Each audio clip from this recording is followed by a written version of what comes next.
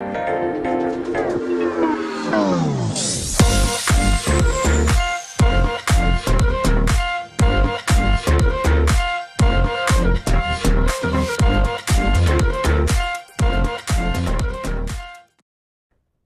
and welcome to Queer News Tonight. This is the world's first and only LGBTQ+ daily evening television news. Broadcasting live and available on demand on all smart televisions, including Roku, Apple TV, Android TV, Amazon Fire TV, and the YouTubes and the Facebooks. It's time to queer up the news. It is Monday, November 14th, 2022, and we are live and literally out of the closet and into the headlines. So many of your important stories we are going to tell this evening on Queer News Tonight.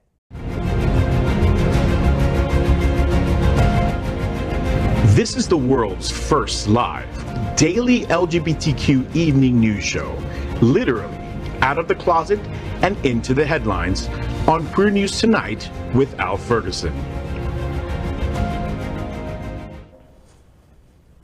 I'm your anchor at Queer News Tonight, John Hayden, in for Al Ferguson. This evening, we bring you the news of and perspective representing the LGBTQ+ community from South Florida, America, and across our planet. This is the world's first and only unedited live LGBTQ+ evening news show. Whatever happens unique in LGBTQ+ news, you will see it and hear it right here. Happening Out Television Network is a 501c3 nonprofit media platform in the television and radio model of PBS and NPR, but designed for our LGBTQ+ community. We are part of one of the largest LGBTQ+ media companies in America, Hotspots magazine and Happening Out Television Network.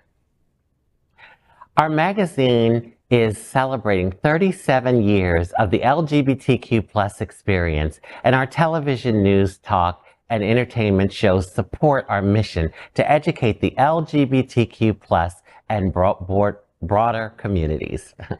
Well, we've had a spirited discussion and some fun before the show, so this panel is going to be awesome. So let's begin by welcoming anchor Peter Bisuito. He's an internationally known comedian, writer, producer, director, and actor, selling out shows in 5 countries, including his 2 sold-out shows at the Broward Center for the Performing Arts right here in Fort Lauderdale. During the pandemic, Peter wrote a play called Vent and Chester that was performed last fall to rave reviews and nightly standing ovation. Singular. State ovation. We had one show. He is now seeking investors to bring his show to a New York City stage. And for more information and a synopsis on the show, you can visit his website, ventandchester.com. Yes, we performed it at Starbucks. We had a standing ovation of dozens. Okay, let's welcome anchor Ryan Hurst. Ryan is the marketing and fundraising manager for the National LGBTQ+ Task Force. He has worked in social justice for over 10 years with organizations like Lambda Legal Defense and Education Fund and People for the American Way Foundation. He also serves as the vice president of Florida State University Pride Alumni Network. Welcome, Ryan. Thank you so much. And I just got back from a Royal Caribbean cruise, but did not get washed away by a red wave. Let's welcome anchor Dr. Julio Capo Jr. He is a history professor and the deputy director of the Wilsonian Public Humanities Lab at the Florida International University. He specializes in the history of race relations and immigration in the United States, as well as LGBTQ+ studies. He is an author of the book, Welcome to Fairyland, Queer Miami Before 1940, and curated a new exhibition called Messages from a Pandemic, AIDS Graphic Communication. Good evening, Julio. Hello, how is everyone? I never thought I would miss Al as much as seeing John's, We love you. A little Rain-X to get the tears away. Let's welcome anchor Rajee Narine-Singh. Yes, a very famous transgender activist, fabulous person, actress, author, mystic, and reality TV personality, and a whole lot more. She is a multiracial descent, and she has appeared on more than 35 TV shows across the globe. Welcome. Well, Rajee. Thank you. It's great to be here. And my teleprompter froze. So can someone read my part? All right. We are that's Oh, now it's working. Now it's working. Yeah. Live Of TV. course, leave it to Rajee, right? Yeah, and I Fairy know dust, all fairy dust, you fairy bitches dust. out there are talking crap already. Anyway, it's working again.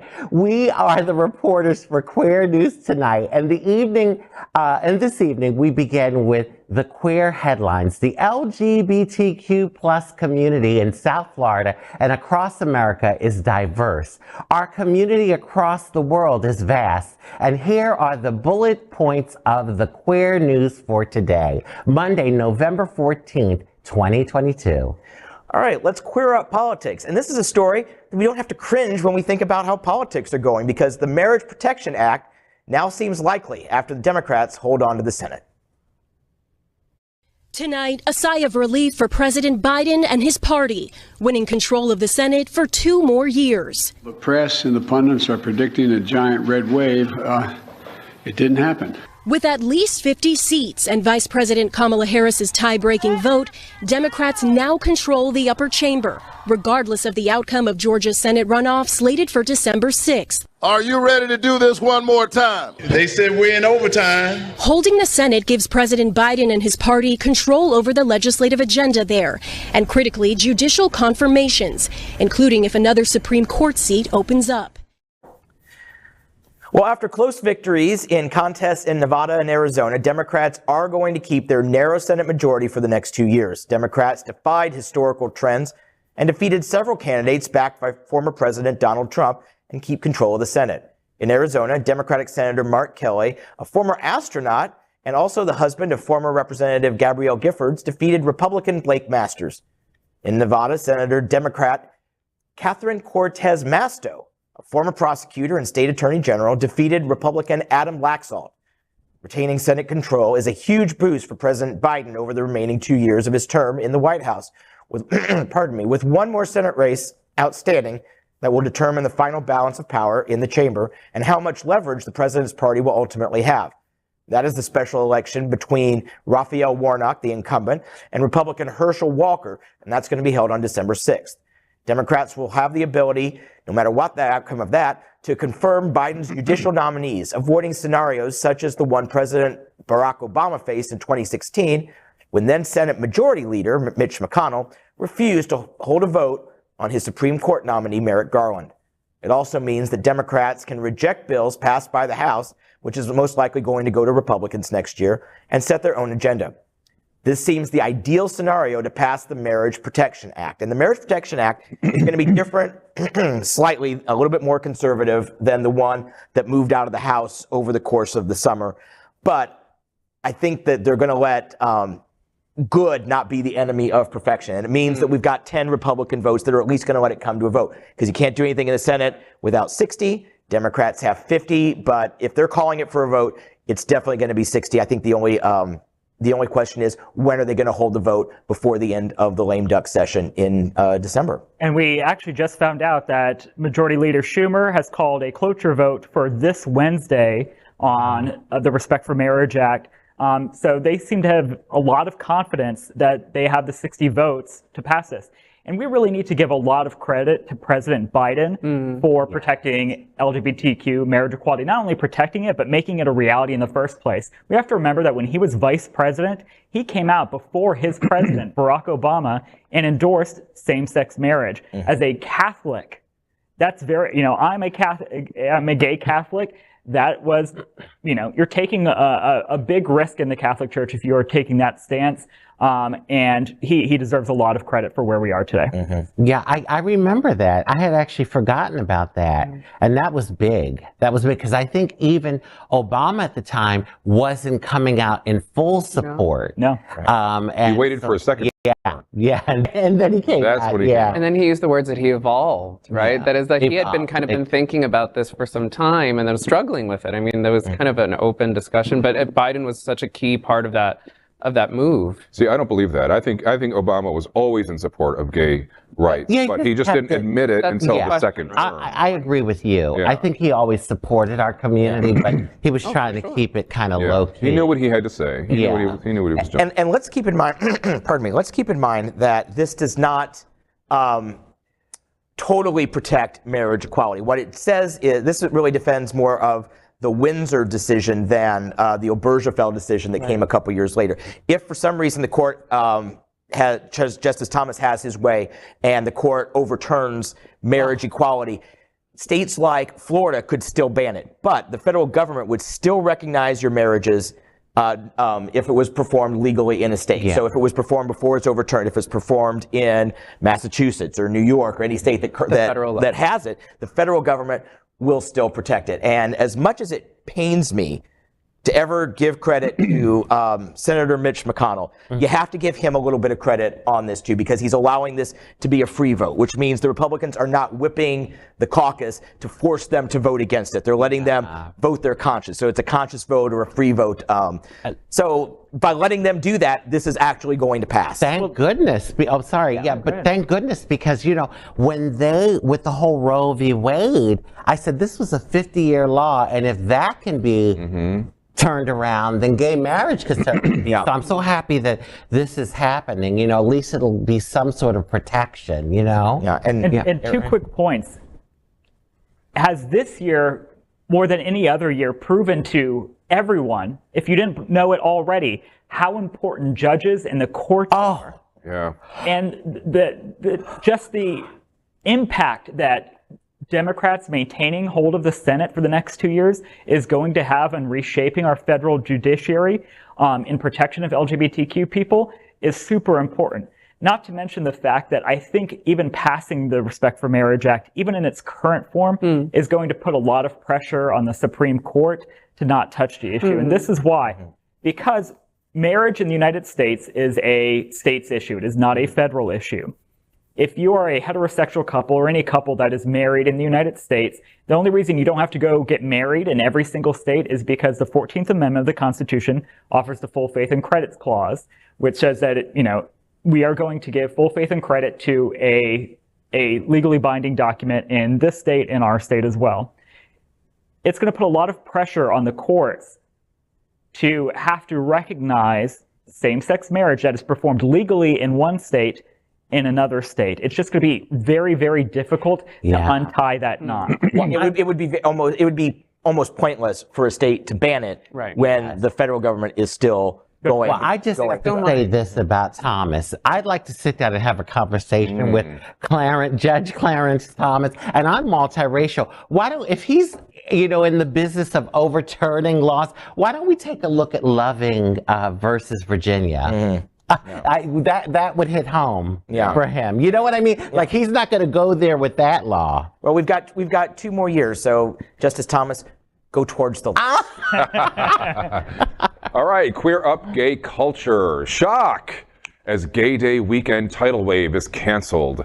Since 2009, Tidal Wave has existed as a party that runs concurrently with Gay Days and One Magical Weekend. Recently, event organizers Danny Gallegos and David Walters revealed that Tidal Wave 15 is being forced to cancel the events as planned. They and their account manager, Chris Signa, at Events 360 received an email last week from Jamie Cooper, sales manager at the Avanti Palms Resort that was supposed to host the event. Cooper informed the Tidal Wave organizers that even though they had a signed contract and had already begun promoting their event, slated to happen June 1st through June 5th of 2023, they were choosing not to honor that contract. Cooper's email stated that the resort had discussed the possibility of working with a vacation wholesaler and that the wholesaler did not allow the resort buyouts. Hotspots Happening Out spoke with Danny Gallegos, and he informed us that they are still working behind the scenes and may possibly still be able to bring the event back in time for next year's celebration, but at a different venue. I mean, yay, I love wet gay people. You have what? I love wet gay people. Yes. Well, see me after the show. No, I think it's really terrible what they're doing. And you have to sort of take what they say at face value, but it's a bad look because you've got a signed contract. And what's the point of having a contract if they're not going to honor it? Well, I think that's the question of the planners of Tidal Wave. But it reeks of, we don't want to be part of gay people, and with everything that's happened with Disney's special district status, it seems this last year, even though this is not affiliated with Disney, I don't want this to at all seem like it's affiliated with Disney. It just so happens that it's that weekend, Gay Days weekend. It started at Disney, but it's now encompasses Orange County. But it just feels like a bit of gay baiting behind your special little contract. Have they had that event there before at the Avanti Palms? They've had it there before? I don't know. No, but the point is they had signed a contract for next year with a clause that 2024 could also be held there as well. And now the tidal wave has just been there must have been some kind of cancellation clause. Oh yeah, I'm sure it was in the small print. And they're using that to that's not really the reason, but they're using it. Right. And you work in law and I do not work in. Oh, I thought you. How dare you? My parents would be so much more proud of me. I thought you had a legal background there. No, I've worked for Lambda Legal Defense and Education Fund, which is an LGBT civil rights organization. But you're not the legal part of that? No, he got arrested. I'm the money man. He got arrested and had to hire an attorney. I did. So you're not an attorney? Well, I'm not an attorney. Just block you. I just love the way I love the way you said your parents would be so happy. She just likes the fashion. This reminds me of the Seinfeld episode, though, where he's like trying to rent a car, and they're like, "I'm sorry, sir, we don't have any cars for you anymore." He's like, "I have a reservation." They said, "Oh yeah, we have that here. We just don't have any cars."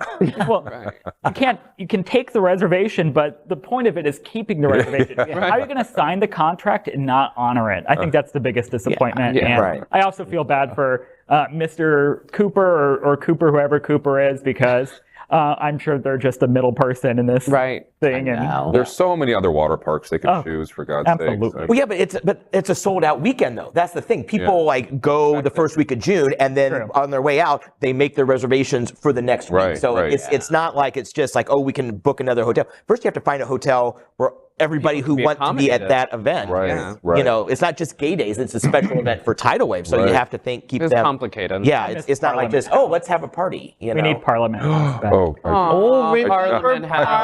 House. I love Parliament Do not House. miss Parliament House. We're going back years. I had a horrible experience there. All right, well, take your Z-Pack and we'll hear about it later. All right, let's clear up South Florida and Florida. Miami-Dade goes red as Florida counties' voter turnout is far better for GOP than Democrats. Governor Ron DeSantis defeated Congressman Charlie Crist by 19 points Tuesday night. It was the biggest win for a Republican governor since the end of Reconstruction. For the first time in recent history, there were more registered Republicans than Democrats across the state. The big difference, however, was only about half of the Democrats showed up on Tuesday, and around 2/3 of the Republicans voted. DeSantis flipped counties President Joe Biden won in 2020, namely Miami-Dade, Palm Beach, Hillsborough, Pinellas, and Duval. One major problem for Democrats was a mismatch in turnout. Republican registered voters showed up, and Democrats did not. According to unofficial results posted online by Florida's Supervisors of Elections, in Miami-Dade County, there are 135,229 more registered Democrats than Republicans, but more Republicans showed up. 61% of registered Republicans voted, and only 46% of registered Democrats. There are 106,299 more registered Democrats than Republicans in Palm Beach County. 55% of registered Democrats showed up, and 66% of Republicans showed up. Broward, the Blue Island, only had 47.94% turnout. Democrats will have to show more resilience, dedication, and a sense of responsibility towards this and every election in order to stay strong and viable in the political and social arena. That is the only way they get their voice heard, especially the LGBTQ+ community. We'll have to accept this fact. And it really all comes down to turnout. It really does. Look, the pundits were predicting a red wave that did not materialize across the United States. It all happened here in Florida, and it all came down to turnout. If we, as a community, showed up to vote, if Democrats had showed up to vote in Florida, in the numbers that we were showing, that Democrats were showing up in other parts of the United States, or even, matching Republicans, we would have very different looking state legislature. Well, I mean, the elections are just so ridiculous. I mean, it's 2022 and we're still voting with a piece of paper and a pencil, for God's sakes. It's like, why can't people be able to vote on the go? You know, like get an app where you register to vote, you get a PIN number that can only be used once, you put it in the app, and then you see all the photos of the candidates, and you just tap whichever one you want. And then, you know, it tallies up in real time, and everybody can watch the results in real time, and we don't have to wait a freaking week to see. You can't use a pencil. You have to use a blue or black ink. Well, whatever. Your vote didn't count. You pencil pushing people, your votes didn't count. He's busy. I now blame you. He wants his yogurt to go and his vote to go. I totally get, like, making it more convenient for voters. I get that. But, you know, I just say, like, Democrats, we can't give up. You know, I've been there where I just wanted to throw my hands up in the air and say, oh, what's the use? But I remind myself that there was a time that women couldn't vote. There was a time that people of color couldn't vote. So, you know, people died for the right for us to be able to vote. And so I constantly remind myself of that. It's just important. We have to go and vote. And even if you don't want to go, you can do absentee. I mean, you know, some people don't feel comfortable with that, but I'm saying, you know, there is another option. There's parts of this, so for sure, the turnout is a big problem, and it has historically been for Florida and so many other parts of the U.S. South, and for, you know, but there's, and for certainly the rest of the country, but there's, I also feel like the Democratic Party has to have a more inspired candidate selection choice. That there are problems here too about responding to what the people want. This story in some ways I think could be a little misleading in other ways, because one of the things we just simply have to acknowledge is that the state is turning red, right? Like, I mean, no doubt, and Miami-Dade County no doubt turned red along with other counties. And those numbers, for example, don't include the independent voters, of which there are many who certainly went Republican, right? Like this, there was something that couldn't carry, right, in South Florida, in parts of South Florida, and throughout the state, and it's the red wave hit Florida really hard. Like, I think everybody from Massachusetts should move to Florida.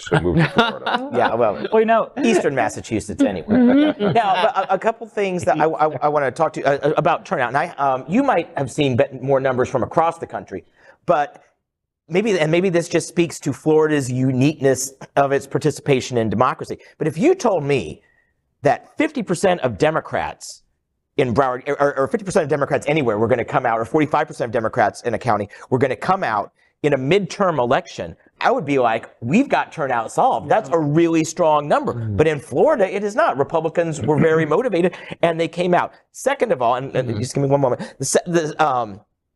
this trend, and let's say what it is, it's the Cuban population of Miami that has really shifted the demographic. And we've been seeing this. Hillary Clinton, I think, carried Miami-Dade by like 16 points.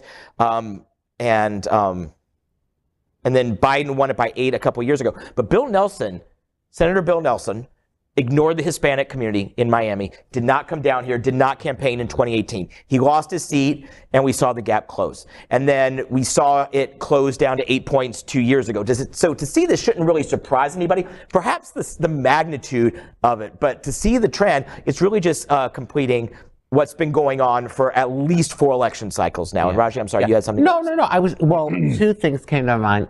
Do you think gerrymandering had anything to do with it in our state? Because, you know, there was like territories that were changed. I don't think so, because, I mean, the governor is a statewide vote. Yeah. There's no gerrymandering to Right. that. You know, attorney general, they all won by between 15 and 20%. All the statewide elections were won by 15 to 20%. I was thinking about Demings, because I liked Val Demings. But anyway, I voted for her. But yeah, and then the other thing is, too, I don't know, like the Republicans, they find a way to connect communism to the Democratic Party, and that's why so many Cubans, I think, lean towards the Republican Party. Well, look, sure, they do red baiting all the time, sorry to interrupt, but like the red baiting it hits hard with the South Florida community for a lot of different reasons. And I think it's one of those things where the elections often, we always look to South Florida, we always look to Florida, and yet we make such little effort to try to understand the culture, the politics, politics, the society here, the economics here. I think in many ways, it's no doubt the Cuban community and the Cuban American community, we have to really understand what's going on there, and they are increasingly moving back to because I mean we had seen a lot of evidence that they were becoming more moderate, and the evidence for this one suggests something very different. But it's a Latinx vote, and it's the Venezuelans too. It's a lot of communities that are often have similar shared histories of anti-communism that get red bait. That is, like, it's not to overcomplicate, but that there's a lot of layers here and very little effort to try to understand what's going on. So let me ask, why do they reject communism? And rightly so. It's a terrible economic philosophy, but they reject that. But in doing so, they embrace the authoritarianism that is now prevalent from Trump and all the mega MAGAs. That's the $1 million question. Because I'm like, you're voting for someone that was similar to like the leaders in your country, Castro and the leader over in Venezuela. It's the irony in that. You can't undersell the work that the Florida Republican Party is doing in the state of Florida. Right. They are in those communities. They are talking to community leaders. They are figuring out how to message effectively. That is something that Democrats in the state of Florida just aren't doing effectively. Part of that is because there's a benefit to being in power for going to be 28 years now, which the Florida Republican Party has. You get a lot of money from that. It's easier to raise money. Charlie Crist, one of his issues was that for every one ad he was able to put up on the air, DeSantis was running 20 ads. Yeah. If you can't get your message out there, you're not going to be able to reach the independents that are persuadable. The other thing is that the Florida Democratic Party needs to invest in voter registration in off years. That was one thing when Barack Obama turned Florida blue in 2008. The campaign camped here in Florida for a year doing voter registration. My very first job out of college was being a field organizer on Barack Obama's 2008 campaign. My office was in Lake City, Florida. Oh, the glamour assignment. Can you imagine Democrats having a campaign office in Lake City, Florida? That's the kind of thing. We need to go everywhere. We need to go talk to everyone if you want to win elections. And, I'm getting goose pimples thinking about that time. Because it was just such a energy. There were people that went out to the polls that had never even voted before. That was amazing. And I think that's we need a candidate like that too. You referred to Charlie Crist. If we had a candidate that was bringing that type of energy, maybe more Democrats would have went out to the polls. Yeah. Who knows? All right, let's. We could talk about this forever. Politics. I've got Taste of the Manor tickets, so we got to get this rig rolling. Let's go. Let's queer up the USA view. Nevada voters passed new and unique LGBTQ plus protections. Nevada has become the first state to broadly amend its constitution to include protections for historically marginalized people. The measure, Question 1, was supported by 58.5% of Nevada voters, while 41.5% of them opposed it. Question 1 was, quote, shall the Nevada Constitution be amended by adding a specific guarantee that equality of rights under the law shall not be denied or abridged by the state or any of its cities, counties, or other political subdivisions on account of race, color, creed, sex, sexual orientation, gender identity or expression, age, disability, ancestry, or national origin, end quote. It is a wide-ranging amendment to the Nevada State Constitution that includes anti-discrimination protections covering gender identity and sexual orientation. With Nevada's ERA, equal rights are guaranteed for all. Executive Director of Equality Nevada, Chris Davin, said, quote, Nevada has always been one of the states at the forefront for LGBTQ rights. We are a pretty advanced state that takes ownership in the people's voice. Nevada is one of the very few states that offers protection on a lot of topics, from abortion to LGBTQ people, end quote. Supporters of the amendment said it would provide new tools to challenge discrimination and close gaps where those rights are not guaranteed. I mean, that was a long one. I ran out of saliva. True story. Patrick will help you with that later. right. All right. The way All right. But okay, so let me. All right, we're off the rails now. And let me just say this: as a multiracial transgender woman of color, anytime there's stuff like this going on, I think it's a wonderful thing because there are a lot of communities that are oftentimes forgotten about. So, yeah. And what I love about this is that Nevada had two very close elections. A Republican unseated the incumbent and became governor. Yeah. But the Senate went for a Democrat. So there was ticket splitting. People were considering all of their options, and they did so quite thoughtfully, it would appear. But this passed with 58% of the vote. So that says Nevada isn't that divided when it comes to doing the right thing. They also, three cycles ago, they took out the amendment that they had passed back in the early 2000s that they're protecting marriage thing where they said marriage is just between a man and woman. They voted to remove that from their constitution. So even if Obergefell fell, they would still have marriage equality there. It's guaranteed in their state. So they've been very progressive on LGBT issues. I mean, and you have to. Have you seen those shows on the Vegas Strip? I mean, my God. If you take the gays out of Vegas, you're just taking Vegas. Yeah. That place is going to go bankrupt. Yeah. Nevada's become a really interesting kind of like lightning rod for so many big questions, and I think, and it has been for quite some time. But really, outside of like Las Vegas or Reno, like there's a very different politics at hand. But of course, the larger concentrations of folks in these larger cities have really kind of shaped the conversation for the state for quite some time. And it looks, I mean, this is really a great step forward in that way. And look at the margin. The margin was so much bigger in the passage of this amendment than it was on either of those, close races that went one for Republican, one for Democrat. And it also goes to show you that the public is with us on LGBTQ issues by and large. I think the Gay and Lesbian Victory Fund reported today that over 400 LGBTQ candidates were elected to office last Tuesday. Wow. By far more than any other year since they've been tracking it in history. And in swing states, anti-LGBT candidates were defeated. That should be a lesson to candidates and to elected officials who wish to go after marginalized communities like LGBTQ people. Yeah. Good point. That's amazing. Don't you think that like the younger generation is going to finally come up through the pike and say, enough is enough?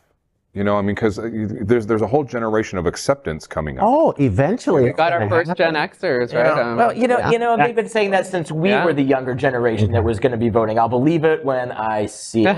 But there's something about this younger generation. They're just, in many ways, they seem a lot more progressive. Not only that, but are the Republicans just getting more and more out of control and ridiculous? Oh yeah. Well, yeah. I mean, it's getting worse. Yeah, that's with check. Yes.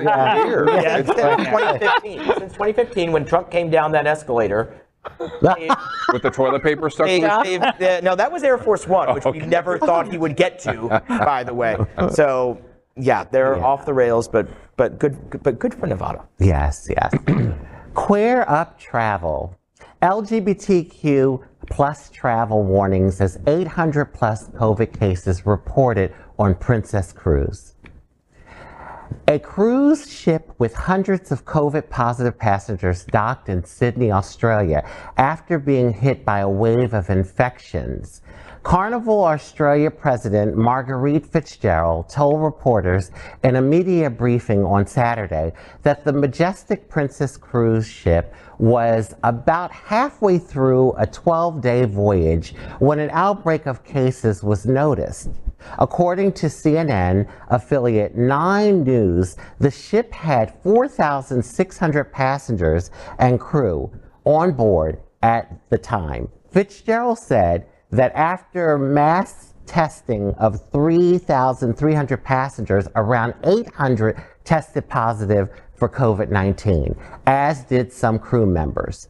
Princess Cruises representative Brianna Latter said, quote, all positive cases were mildly symptomatic or asymptomatic, and those guests isolated in their staterooms and then separated from non-impacted guests. End quote.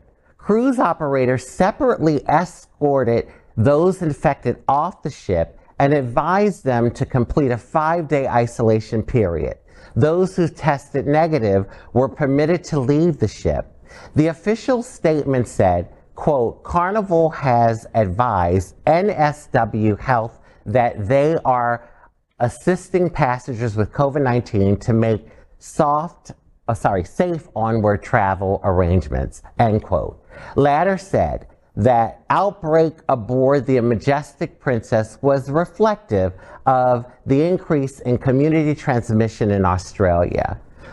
Australia has recently seen an uptick in COVID cases, leading to more caution from within the government. This rings warning bells for LGBTQ plus travelers planning trips abroad. Let me ask you all, do you think that COVID is like over? When I say over, I mean, I just read the story of people being affected, but like, do you think that it's just going to be mild from this point on? I don't think it's going to be fatal because of the vaccinations. Yeah. And the boosters. If people get their vaccination. Right, exactly. Yeah. But that's. I don't know, for some reason I have this feeling like we've gotten through like the dark part of it. And for the most part, listen, I don't want to talk too fast. Next week there'll be some big major outbreak, and they'll be like that. I don't know if it's over. I just know that we're over it. Yeah. I think a big part of it is it's not getting a lot of media attention because of the elections. Because we all know the more media attention something gets, the more people, Didn't we have more COVID-related deaths this year than last year? Right? I mean, I don't think so. No, I mean, or than no. I misread that. To your point, I'm not planning my travel around COVID outbreaks anymore. I just went on a cruise last week. Yeah. I'm going to Europe next week. Oh my God, can I get in your suitcase? Come on, girl. I also don't think LGBTQ people have to worry about this one because we would ride Queen cruises, not Princess. Hello. On a serious note, before you and maybe were you motivated by the cruise or just in general? Have you had a second booster? Yes, I will definitely say that the Sunday before I left, I got both my COVID booster and my flu shot. Yeah. Okay. Yeah, because flu is really bad right now. So we, can't forget that. Yeah. That's something that's existed over 100 years and kills thousands of people every year. We have to take precautions for any preventable disease. Yeah. Mm-hmm. How are you feeling about travel? I mean, I don't travel that much, but I travel enough, and I'm careful when I'm on a plane. I think we take the extra precautions that make us comfortable and make others around us comfortable and safe. But I think that you hit the nail on the head when there's two questions: is it over or are we over it? And that is as a society, and those are really difficult. I mean, that's not for me, but that is, I take my precautions and my personal responsibility. Absolutely. But I just remember in the middle of the whole pandemic, I had this feeling like, am I going to make it through? Because I knew some people that lost family from it. I lost like 5 people. 5 people. One of them was a friend of mine that lived in New York. He was only 36 years old. Wow. Yeah. So it was like, oh my God, like, are we going to get through this as a world? But I don't have that feeling anymore. Yeah. I just feel like I think it'll just be interesting because Australia was like on full lockdown. For years.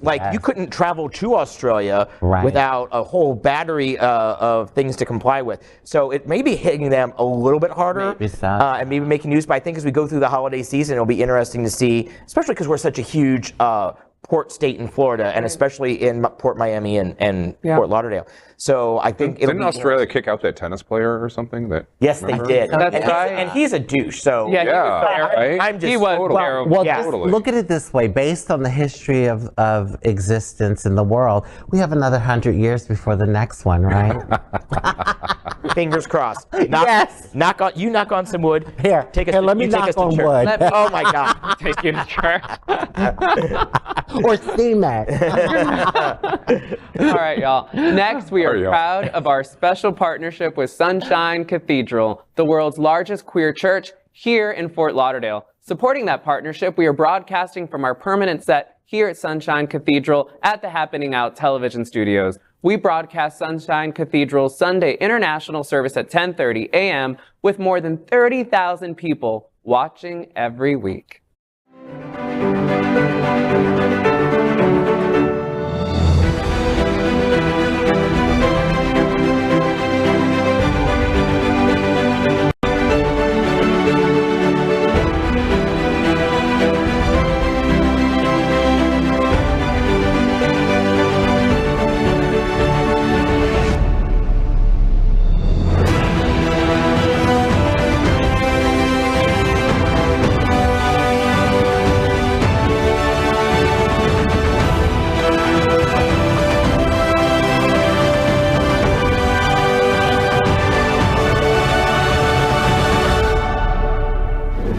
James Wallington. I'm Will Jardell, and we're the winners of The Amazing Race. We made history as the first LGBTQ plus contestants to get engaged while competing across the world on the show. Oh, and we also won the $1 million.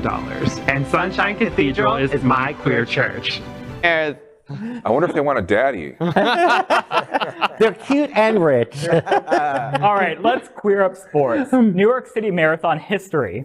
Non-binary winner collects first ever cash prize. In a New York City Marathon first, top finishers in the non-binary division were awarded cash prizes on Sunday. New York City resident Jacob Caswell, 25, took home $5,000 with their first place finish in the category. Following an unseasonably warm run of the 26.2-mile race, they came in 172nd overall with a time of 2 hours, 45 minutes, and 12 seconds. Caswell told local news outlet, quote, "The first half of the race felt good. The second half, not as much. I started to struggle during the last couple of miles near the park, and I think if I was alone, I don't know if I would have been able to keep going. The crowd really helped," end quote. Afterward, Caswell shared an emotional Instagram post. Quote, "None of this would be possible without so many people putting in amazing work so that I and all future runners can have a more inclusive space to run in. A major thank you to everyone," end quote. This is the second year the New York City race has featured a non-binary division, joining Boston, Chicago, London, and Berlin in adding the category. Tokyo is the holdout among marathon majors. Prize money for the New York City's non-binary winners is paid out by the New York Road Runners, a nonprofit sponsor of the race. The World Marathon Majors governing body pays out the male and female winners. Why aren't they covering the non-binary category as well? So I don't know. Also, can anyone here run 26.2 miles? Oh, hell no. I can't run 26.2 feet to get off the set. Seriously. They'll have to call 911 for me. I'll be laid out in the street. I swear I bitch when I have to go get the mail. I do. Yeah. These stories make me so happy. LGBTQ sports stories always make me really, really happy. I play on a few of the leagues here, like softball. And in a week, we'll have a whole lot of LGBTQ folks for the big Hurricane Showdown here locally, the softball. But it's one of those spaces where just like the affirmation, finding the space, and like this is just a great example. But yeah, that needs to be televised and marketed better, right? So people can really kind of. Yeah, I do play volleyball. Oh, you do? I do. Yeah, it's the gayest thing I've ever heard. It is. And I'm pretty good at it. Right. Oh, that's nice. I am. I'm pretty good at it. Well, I love the fact that, you know, anytime I hear LGBTQ plus people are in spaces being representing and doing a good job at it, I think it's good because it says that we are here and we are good. We can do succeed and do well, you know? So. Absolutely. 2 hours and 45 minutes. Holy cow. Yeah. Okay. Queer up South Florida and Florida. LGBTQ plus love their bakery buns, and here is the #1 queer favorite bakery in Florida. Bakeries are an essential part of communities across America. The American LGBTQ plus community has always been in love with bakery buns. Today, bakeries are celebrated for their authentic old school style and fresh offerings from cookies to cakes. Florida is brimming with bakeries, both old and new. Only one, however, made it into Mashable's Best in the Country list. The wonderful B Bistro and Bakery in Miami is arguably one of the most delicious bakeries in the state. This trendy Miami hotspot is open for brunch every day of the week. The eatery showcases elevated plates from salmon tartine to decadent pastelito pancakes topped with cream cheese mousse, guava preserve, brown butter maple, and vanilla crumble. The real star of the show here, however, is the Bistro's Bakery, known for its innovative and unique treats. You won't find the basic run-of-the-mill muffin at B Bistro. Instead, the bakery turns out something that is known as the Cruffin, a cross between a croissant and a muffin that is so original. It really is. This delectable treat is what helped put B Bistro on the map and is not something to be missed. The unique texture and taste of the Cruffin has been described by food bloggers across the country as every adult and child's dream. This is a favorite place of queers in Florida. You didn't say it right. Croissant. Croissant. You say cruffin funny. You say cruffin. It's a funny word. Trying to butch it up a little bit. Do you remember when they had cronuts in New York a few years ago? I do remember that. Croissant donut. I do remember that. Now I want to try a cruffin. Okay, so I'm going to be inappropriate. I have 2 nice buns that are That's delicious. right, girl. You Cakes. They're cakes. Oh, I like that. No, but oh God, I love bakeries. Yeah, me too. Oh God, and you walk by and the smell and the good old fashioned ones, And they're getting pretty creative with some of these cakes and cookies and stuff. Have you ever seen the show? I'm going off on a tangent here. What is it? The Great British Bake Show? Oh my God. I love that show. Yeah. I love that show. What's that other one? Is it cake or? Oh my God! Well, is it real or is it cake? Is it real? That is the most ridiculous show ever. And yet I Look at saw the show you're on an right episode. now. Oh my gosh! But you know what? Shout out to Storks. Storks, you're here in Wilton I Manor. do love They've got great Storks. I have They to do. admit, when I was hearing about the story, I was thinking it was going to be storks. Yeah, Yeah, Storks I really. I love me some Storks. Yeah. Yeah. And I can't remember. I'm so sorry for this business. I can't remember your name, but there's a vegan bakery on Wilton Drive that produces some really good vegan baked goods. Wow. And I'm not vegan. They closed. All right. Oh, did they really? Oh, that's sad. R.I.P. Okay. But B Bistro, I think, was the name. I've never tried it, so I'm going to try. No, this is B Bistro is what we're talking about now. Right, I know Right. who's talking about the one. No, sorry about what? Stay focused. Storks. Oh, I'm just going to keep saying Storks. My husband loves storks. We'll go out to dinner and then we'll be driving, and I'm like, after dinner, he's driving. I'm like, storks. Yeah. I like me. Yeah. If you love messing around with tarts, go to Storks. Go to John's house. All right. We move on deliciously and queer up the courts. An ominous sign as 4 Supreme Court justices attend a powerful anti-LGBTQ+ legal group celebration. 4 Republican-appointed Supreme Court justices attended a 40th anniversary celebration for the Federalist Society, a conservative legal group that has helped pack the U.S. courts with anti-LGBTQ+ judges who will serve for decades to come. According to the Associated Press, Justices Alito, Comey Barrett, Gorsuch, and Kavanaugh attended the event. The justices have been expected to at least appear to be politically neutral, but their attendance at the political event illustrates the court's continued rightward swing since overturning the right to a legal abortion in June. The 4 justices in attendance all voted in favor of overturning abortion rights. The 5th was right-leaning Justice Clarence Thomas.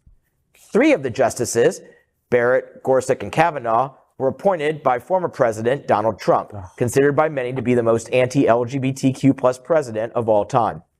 The Society has published articles criticizing California's ban on conversion therapy and often writes defenses in favor of religious liberty exceptions to LGBTQ+ inclusive civil rights legislation. Such exceptions would allow people to discriminate against LGBTQ+ people on the basis of sincerely held religious beliefs.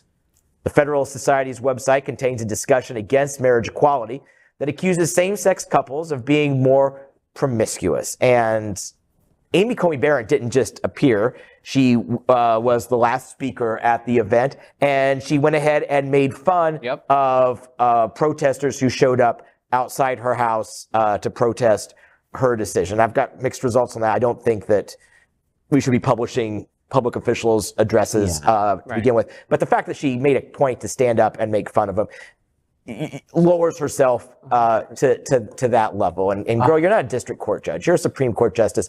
Act like it. Yeah. Yeah, I was cringing when he was putting the judges, and I'm like, oh my God, because these judges are permanent. I mean, like, they're going to be, a couple of them be there probably 20, 30 years. Mm-hmm.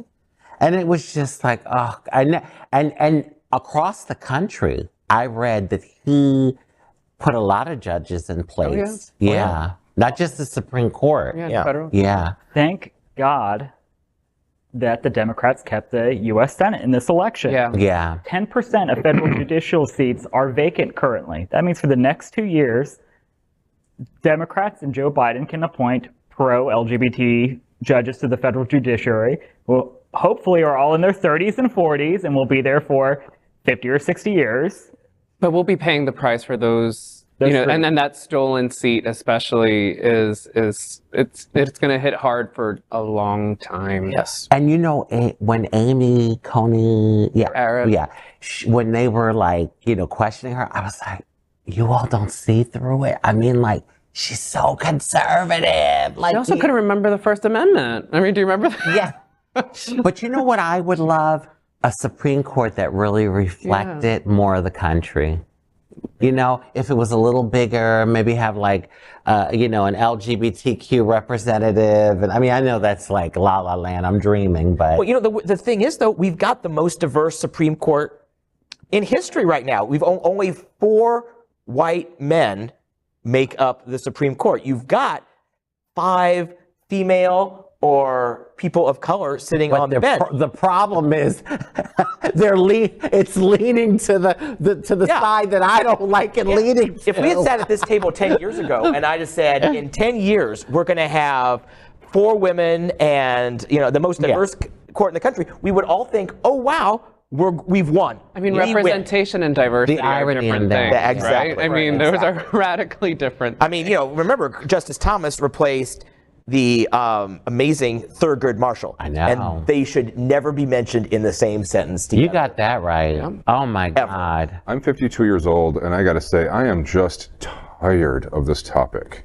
Yeah. I'm so tired of having to fight for this, that, and why can't people just leave us the F alone? Yeah. Amen. There's almost 8 billion people in this world. Yeah. Do you think everyone's going to be just like you? Right. Hello. And live their lives in a perfect world, the way you want them to live it? It's like, mind your own freaking business. Well, see, that's the point. We're born into life. If people would realize that the beauty of this world is the diversity of it. Who wants everyone to be the same, really? I mean, it just doesn't make any sense. It's idiotic. Let's queer up trans rights.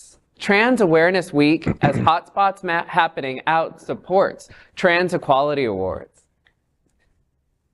This week is Transgender Awareness Week, and Queer News Tonight is excited to be by the way, I thought that the video was good. That's why I stopped. I was like, I can read this. It's excited to be partnering with the top trans-led organizations in South Florida to celebrate this Thursday at the 8th Annual Bishop SF Makalani Mahi Transgender Equality Awards. We will be broadcasting a special Transgender Edition live from the event at Hunter's in Wilton Manors, featuring an all-trans cast of anchors. There will be several awards given out, and we are proud to announce the nominees for trans masculine, trans feminine, and non-binary individuals who are being recognized for their work in the community. The trans masculine individuals nominated are, here we go, Braylon Brown, MBA, co-director of the Smile Trust. Caden Thomas Smith, MSW, primary therapist at Discovery Mood and Anxiety Program. Deshaun Davis, CEO of Hype Trap Clothing. And Stefan White. The trans feminine nominees are Diana Cardenas, Outreach and Adherence Specialist at Midland Cares.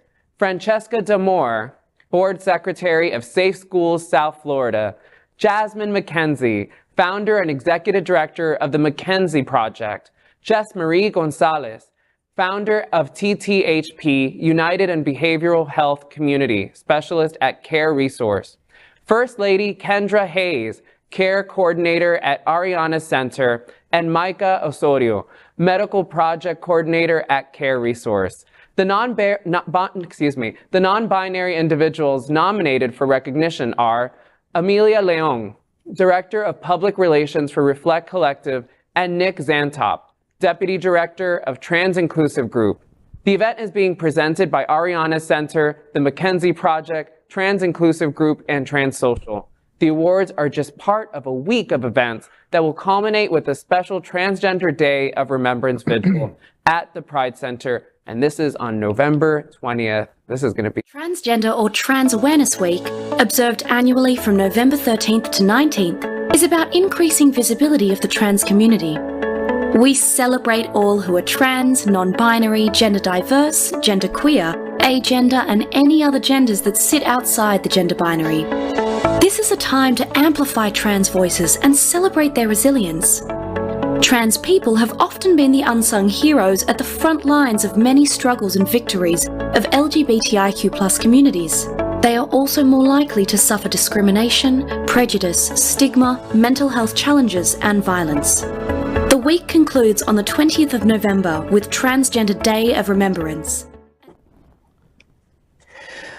Well, it's going to be, this is Transgender Awareness Week, as we said, Transgender Day of Remembrance, where we remember our trans sisters and brothers that have been killed for simply being trans, is this Sunday. Yeah. Right now in SFGN, I have an extensive interview with Tatiana Williams at SFGN online.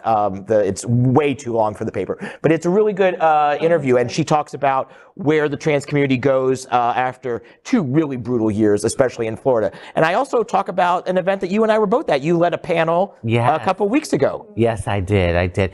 You know, I remember the days when there wasn't like anything going on for us, and now it's so busy. I mean, literally, I was on the panel, then like Thursday, Friday, Saturday, Sunday, today's Monday, you know, it's been an event every day. And then this week we have more things coming up. So, you know, it's one of those things like anytime I start to say, oh, I'm tired, I stop myself, because there was a time where there was nothing really going on for us trans people.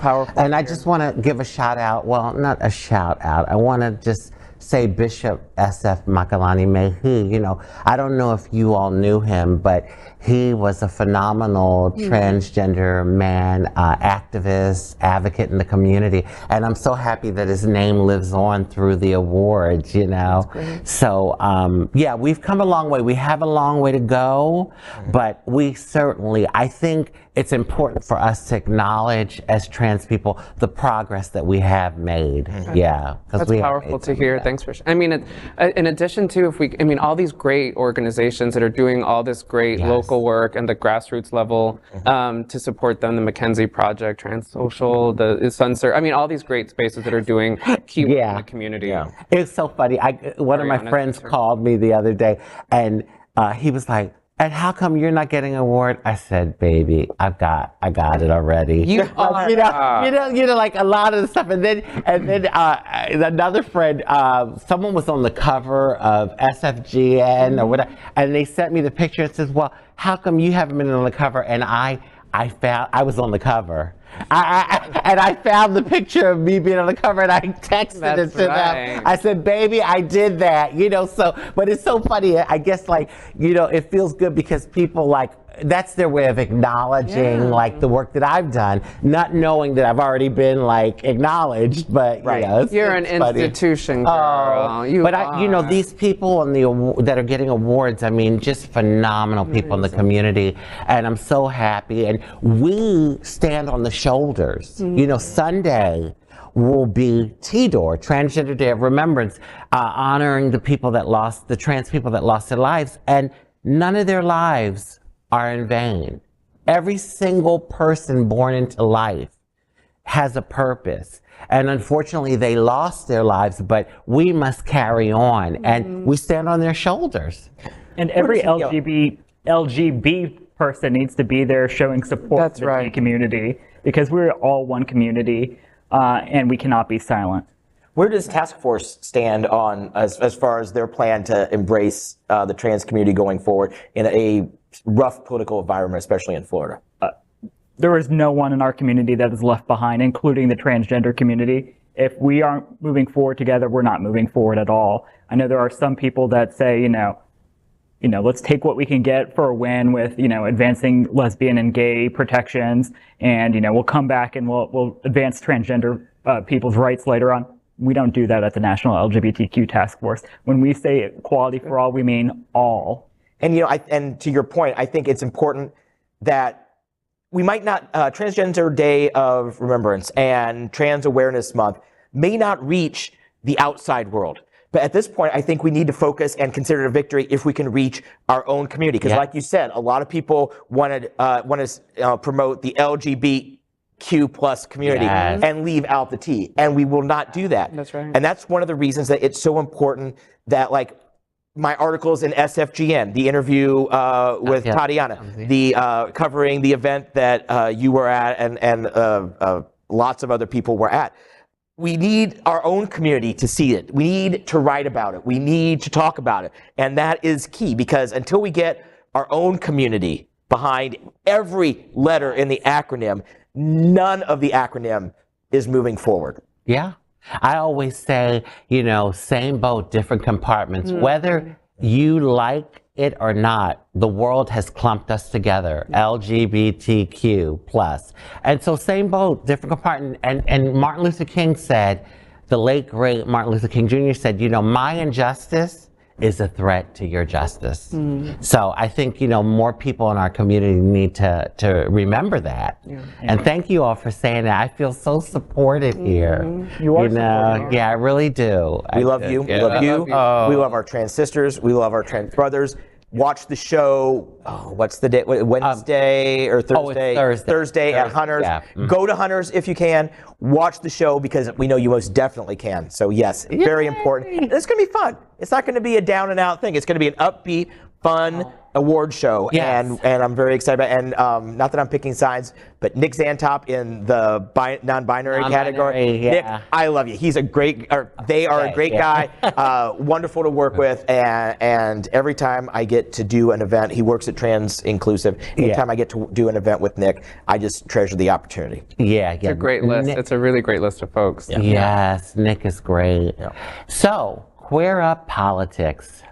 Gay Colorado Governor Polis answers, quote, "Are we over the gay hump?" end quote, on HBO Bill Maher.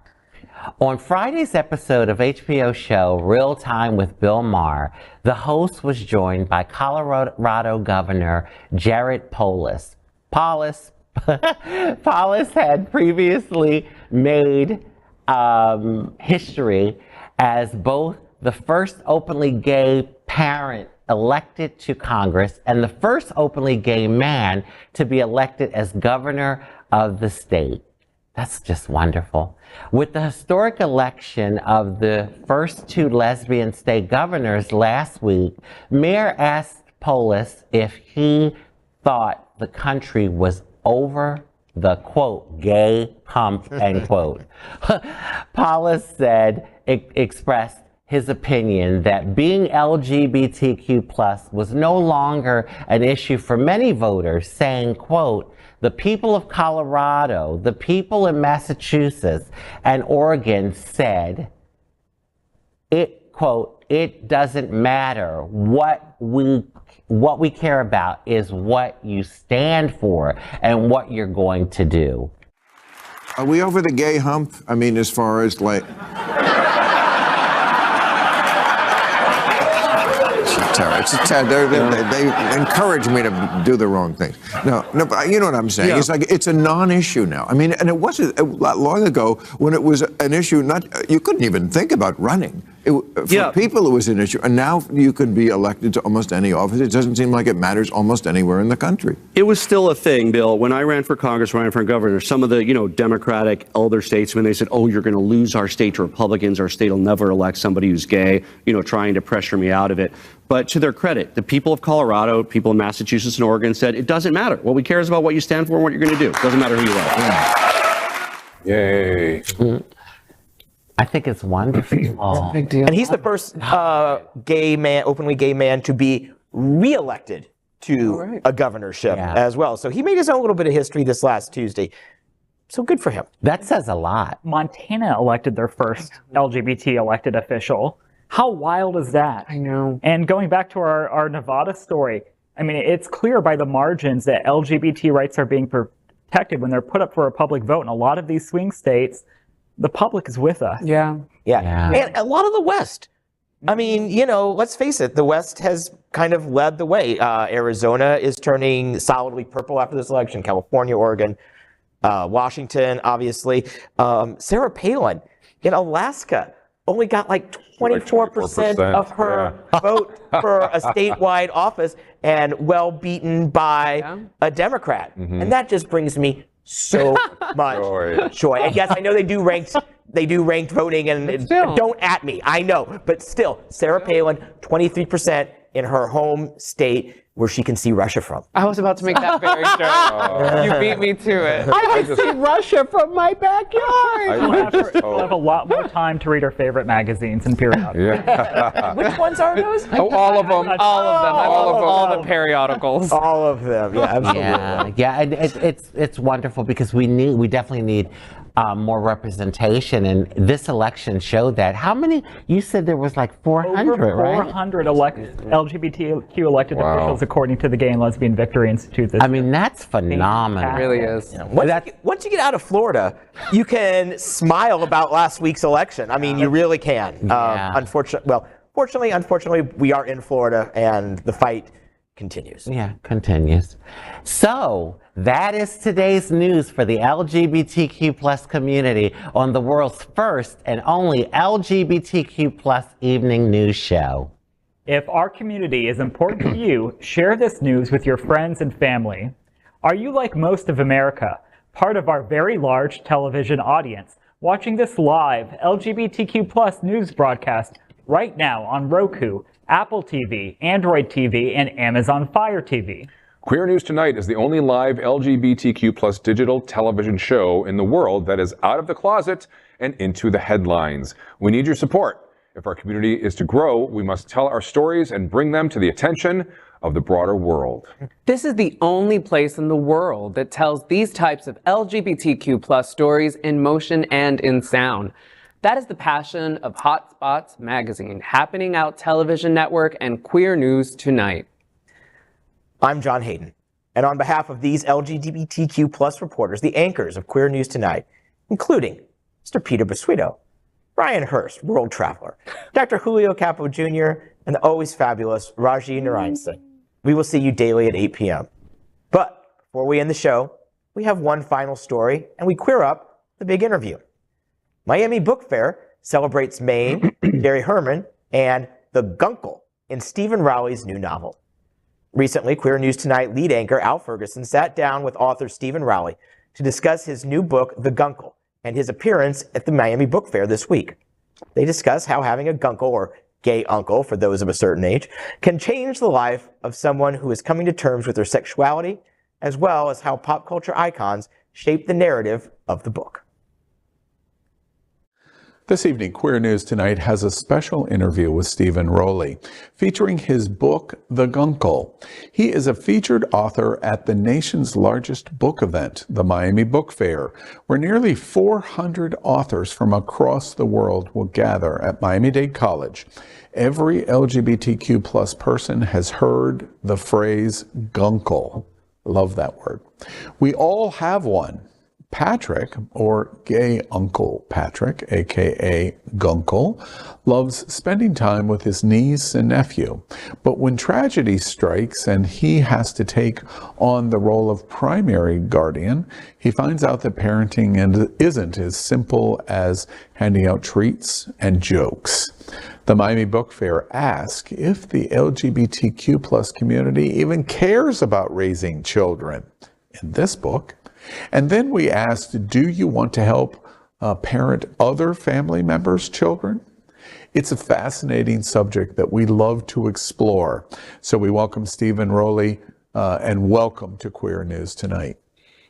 Thank you so much for having me. I'm excited to be at the book fair in just a week's time. Yeah, we're thrilled. You come from a very sister-like city of ours, Palm Springs. Everybody here in Fort Lauderdale loves Palm Springs, and I know Palm Springs loves Fort Lauderdale. When you got the news, Stephen, that you were going to be invited to the Miami Book Fair, I'm curious, what was your reaction about it? You're a long way away. I'm a long way away, and I've hadn't had the opportunity to visit Florida for quite some time. In fact, I sort of made a joke that I'd put my foot down after the election of 2000. And while I'm not sure, you're still bitter on Gore v. Bush. I know, right? Seriously? Which will tell you how long a gay person can hold a grudge. That is not I just haven't had the opportunity to come. But now that I'm coming, I was sort of thinking, is now the moment to take my foot off the gas of my grudge for Florida politics. But I think there are so many incredible people in the state of Florida, and it shows you, in every sort of red area, there's massive pockets of blue people fighting the good fight, and and certainly they will congregate around something like a book fair. There's lots of discussions about banning books now again, which is sort of tragic to me. So anytime I can show up to advocate for books and for reading diverse authors, I want to be there and lend my voice to that chorus. We always joke at Queer News Tonight, and I think nationally, lots of people make the joke that Florida is the freak show state. And your participation as an LGBT gay man and your book, The Guncle, is proof of that. You're coming to a place that is decidedly red, has Ron DeSantis as its governor, who's going to take on Donald Trump, which is the other crazy that we have in the state, to run for president in 24. And you write this book in an era where we're banning books left and right in our state, and we're managing conversation and limiting authors and preventing identity discussion and then you're going to come and participate in the biggest book fair in America. We're the freak show state, literally. Tell me a little I'm going to come and let my freak flag fly then. Exactly. So Excellent. I'll plant my own flag next time. And what's funny about that, I always joke with my friends in Palm Springs and West Hollywood. We always make the joke, moniker here in Walton Manors in Fort Lauderdale, that this is the gayest place on planet Earth. We do have a few rivals, and you're sitting in one of those cities that is the rival of the gayest place on planet Earth. So we already know a lot about you, Stephen, a lot about you. Tell us a bit about the book. I've heard about the Guncle all my life. Tell us about the inspiration of writing the Guncle. Sure. So it was a convergence of a few things. I'm glad we don't have to start with defining Guncle. I think everyone tuned in today sort of has heard that term or knows where that slang came from. But, for me, it was a couple things. It was a lifelong love of Anti-MAME. First the Patrick Dennis novel from the mid-'50s, which became a Broadway show, and then a movie with Rosalind Russell, and then a Broadway musical with dearly departed Angela Lansbury, and then a movie musical with a miscast Lucille Ball. And then, Stephen, can I interrupt you just a moment? Because I do want to hear every word of this, of the inspiration. But to the viewing audience, if there was any doubt that you were gay when you're quoting Anti-MAME, wait, you've identified your expertise in this subject. I just point that out. All right, I'm sorry to interrupt thank you. Yeah, I'll lead with my bona fides there by quoting Anti-MAME. And then also, I don't have children of my own. I was married last year, but we don't have kids. But I do in real life have 5 nieces and nephews. And I was profoundly moved by how important those relationships were to me, not only as a gay man, but also as an artist. I think as a writer, I was always very aware that, no matter how you feel about it, having and raising children is one of life's great emotional experiences. And I was aware as a writer of not having that in my arsenal. And so it sort of gave me a chance to write, to celebrate some of the incredible LGBTQ plus families that are out there raising kids, but also allow me to speak on the subject, because there's a little, armchair quarterbacking that I wanted to do. Is there any chance that Jerry Herman version of the Guncle could be rewritten to tell the MAME story, do you think? That might be in the future? Perhaps, I would love to see this as a musical version of this or a stage version of this. That would be, truly a full circle moment. But I was really fascinated by, Patrick Dennis, who wrote that novel, was closeted, came out later in his life, at least as bisexual, and then died fairly young, tragically young. But there were a lot of writers in the mid-century, Tennessee Williams springs to mind, or people who perhaps wrote larger than life women as stand-ins for gay men, which they couldn't openly write about at that time. And so it was funny now that times have changed to sort of think of this as an intellectual exercise too, to reclaim one of these characters that might have originally been conceived as a gay man if he were allowed openly to write that way at the time. You know, it's sad to me, gosh, what a fantastic point that you just made in terms of writing in the closet, which is what I just heard you say. Even in this story, on the straight woman version of MAME, it's shocking to me that so many people in our community don't know Jerry Herman and Jerry Herman's music. It's the exact same thing. While he was not in the closet, at the end of the day, ends up in the closet if we don't continue to tell the story of the history of Jerry Herman and why the MAME story is so important. I'm curious, Stephen, when you're writing this process, did it take a long time to do, first off? This one came pretty naturally to me because one, I had some, it's not source material. This is an original story. The inspiration maybe was MAME and whatnot, but I was writing from a lot of personal experience as well with my own relationships with my nieces and nephews. And so this one, came pretty easily to me. It's fun. The book is very much a comedy, but it tackles some serious subjects too, grief particularly, and writing about grief in children. These children lose their mother, and their uncle has to take them in for the summer, which sort of leads to a season of healing for all three, because he's a character who's been grieving the loss of his boyfriend for some time. And so getting that balance of heartbreak and humor just right, that's what took time, with a project like this. In MAME, she sent her nephew off to boarding school and sort of sidestepped the whole issue of grief and grieving. And grieving it's just such a part of our fabric and our culture right now, particularly after the past couple of years we've had. Especially for LGBT. Especially for LGBT. And so I don't, I didn't want to take the easy way out on that. I wanted to confront some of the grief and write seriously about it, but while maintaining all the humor and the sort of larger than life whimsy that this story has. I'm curious, Stephen, you live in Palm Springs. It's a very well-known older LGBT community. Lots and lots and lots of men in their 50s and their 60s. What was your friends' reactions to the theme about the Gunkel as you're writing the book and you're exploring it? What do you see from your friends around you? That's a very interesting question. For me, I turned 50 over the pandemic. I feel like I haven't celebrated it yet. I feel like I should get a do-over because I haven't been able to really. And we're gay after all, so we always get to celebrate twice. Right? Exactly. Birthdays, always feel like the Olympics. We should get an opening ceremony, a few weeks of events, and then to close it down. But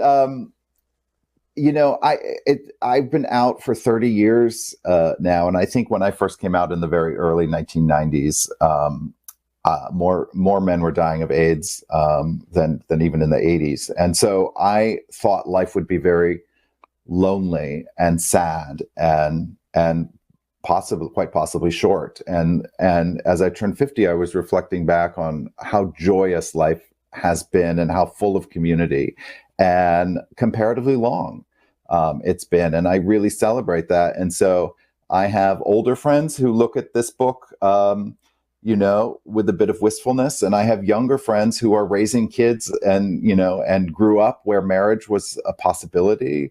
And definitions of family was something that they had more control over writing for themselves. And so I feel like, I'm sort of in this sandwich generation, and seeing responses to the book from both older and younger people is just so rewarding and fascinating, and it's been very emotional.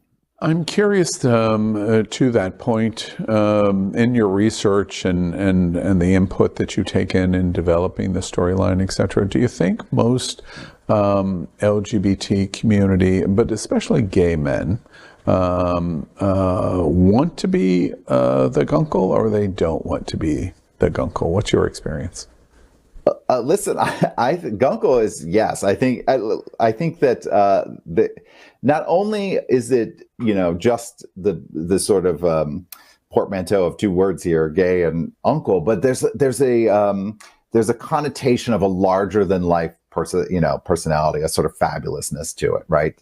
So many of us who have nieces and nephews, we live in, we've left our families, we live in big cities, we fly in for holidays, certainly for me, my nieces and nephews see me.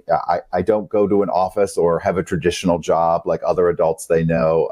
I live in California. They know I have a swimming pool. Like, I'm an object of fascination for them. And I think a lot of gay men like sort of being that object of fascination, being able to be that fun relative, that quirky relative who can, fly in on a wind and out on the next one. Now I'm jumping over to Mary Poppins, but it's not a bad reference for this book either.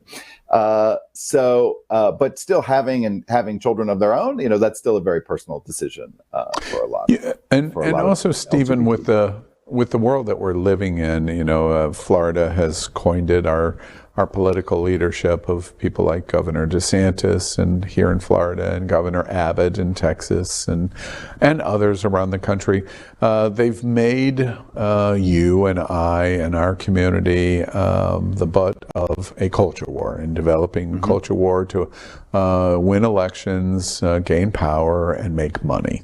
And one of the phrases that have been front and center here in Florida, it's a really hard one, but I think about it as it relates to, as you speak about how you interact with children and family members around you, this word groomer, and how we are predatory. As you're writing a book like this that is funny and positive, and we get to celebrate all the best about us, what do you think about what we're watching in our world and the dark edges that are all around us? Yeah, and here I am talking about these very serious subjects as the author of a book that is, ostensibly a comedy. And I wish we could just come together and laugh, but there are these dark forces, as you say, and it hurts. It's painful because I'm able to see the difference that this has had. So the book came out in hardcover in May of 2021, so about a year and a half ago. And for the first 9 months, 10 months of the book's existence, I didn't have any pushback. And then the don't say gay bill and everything, all that, and the whipping up of the culture wars. When the book came out in paperback, suddenly I was being attacked on Twitter as a groomer. If you see the cover of the book, which you have up now, there's a man in a caftan, but ostensibly a dress, leading children where, I don't know, to a life of sin. I'm sure they imagine. And so, and yet it couldn't be further from the truth. He is the most generous, most loving, character with these kids, and really let the kids be their most authentic selves. And so, it's been painful, for me to have to play whack-a-mole online sometimes with this, hateful people that pop up and want to attack me. My reaction, I'm quick on the block feature, but my reaction is, it's so boring. It's so boring. It's not, these are the same arguments and the same slurs and the same attacks that we've been facing for decades now. And it was like, you're not even original enough to come up with something new. You can't, it's just, it's so dull. And it's so, I think to most people, most good people nowadays, so obviously not true that there are beautiful, diverse families raising kids now. And there are wonderful LGBTQ educators and people working in schools. And these are heroes that need to be lifted up, and never, ever trust anyone willing to step on the backs of someone less vulnerable than they are to seize power. Absolutely. It's just, these people are the worst the worst of the worst. You know, it's interesting. I was smiling frequently there as you're discussing this this dark edge of the topic that's going on in America, and I was just rolling over and over and over again in my head Anita Bryant and that moment. And I have always loved. Hold on, I'll get my pie. I have always loved fruit pies my whole life. It just seems like in Florida we need a couple of really good fruit pies to deal with. Absolutely. I'll pack one, you know, in my when in you my come down suitcase to when I Miami come to next the week. book fair. Yeah. Excellent. The pressing issue that I've got to ask you about this book as the author of The Guncle, the pressing issue that has to be adjudicated, Rosalind Russell or Lucille Ball? Which one? Rosalind Russell for me all the way. All the way. I'm sorry. You're so incorrect, Stephen. It's Lucille Oh, really? Ball. Okay. We're going to have to debate this further. Yeah. All right. Well, Stephen, tell us the book. It sounds so much fun. It does, and I know that's what you wanted to accomplish. We have so much to share. If we don't have children, us helping our families and others with their children, with our gay men and the entire community has so much to share. How do we go about getting your book? Where do you recommend? Sure. The book is out in paperback now, so it can really be picked up anywhere books are sold. I know that independent bookstores, if you have a good independent bookstore in your community and you can and are able to support that, I know they'd be so grateful. It's been, you know, a tough couple years for small businesses and independent businesses. And so I always love to have people support their independent bookstore because they do so much for communities, not just sell books, but bring programming and authors and allow me to travel and come visit, as well as so many other authors. And so they're great resources for the community. But anywhere you can buy books, you can find The Guncle. Yeah, The Guncle. As I said, it sounds so much fun. And the hallmark of any good Guncle is making great recommendations to their friends that they're counseling and advising. So as I ask The Guncle, Palm Springs or West Hollywood, which is it? You know, you know, now you're pitting me against you, but I will say Palm Springs. Yeah, I'm breaking up here. No, you know, I love Palm Springs. It's my home now. It's where The Guncle actually takes place. It's such a character in the book. I love Palm Springs right now. Nothing against West Hollywood, but Los Angeles itself has some wonderful other queer spaces too, particularly on the east side of town, and downtown has an emerging queer scene too, which I like as an alternative to West Hollywood as well. Yes, so that's very politician-ish of you. Congratulations. Maybe I'll run for office one day. We can't wait for to welcome you to South Florida and your first visit to South Florida.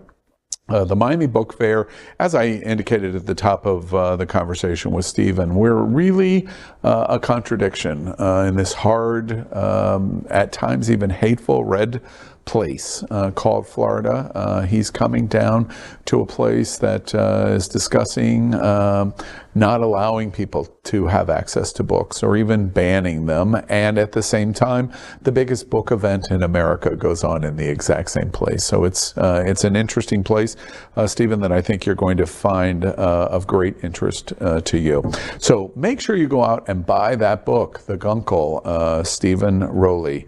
And we thank you very much. It's been very entertaining to listen to your perspective here on Queer News Tonight. We got into it, but I promise the book is a comedy too. So pick it up and you'll have plenty of laughs as well. Crystal clear. Crystal clear. Good. You laughed at my pie Thank you. joke, so it's definitely I know. Thank you, Stephen Rowley. That whipped cream and get my fruit pie ready to go. Thank you so much for having me. Stephen.